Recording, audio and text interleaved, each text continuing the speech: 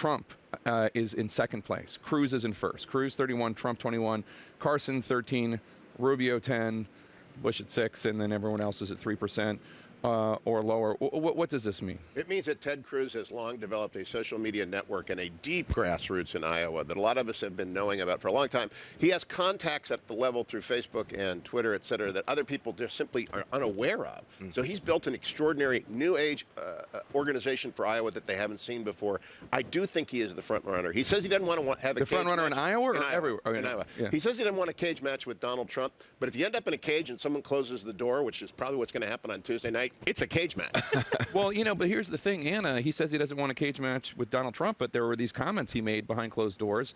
And as we know, there's no such thing as behind closed doors these days, which he took a shot at Donald Trump. It was veiled and guarded, but he still was basically saying, judgment, who do you want with their finger on the button, me or Donald Trump, me or Ben Carson? I think that's a contest I'm going to win.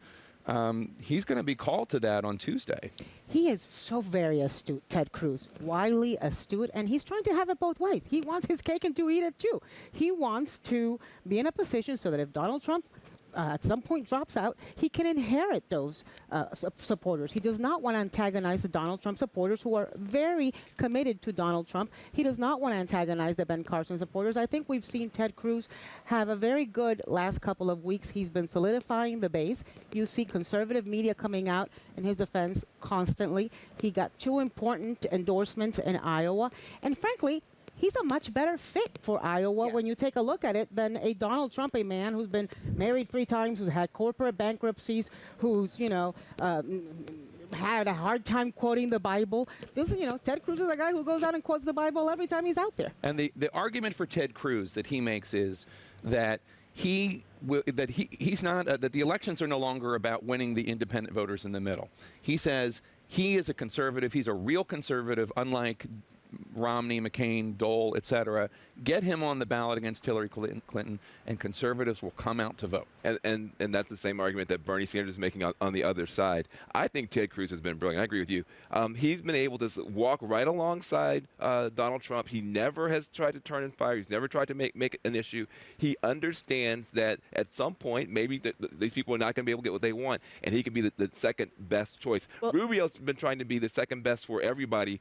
Cruz has been second best for Trump. And if you just look at this poll, it worked. He is now the choice for now some former Carson supporters. I mean, a 21-point jump is unbelievable. Yeah. And with his jump was Carson's fall. The other thing that I saw in this poll that I think is very telling about the long-term strategy, because as we know in recent history, you win Iowa and then you don't go anywhere else with Santorum and Huckabee.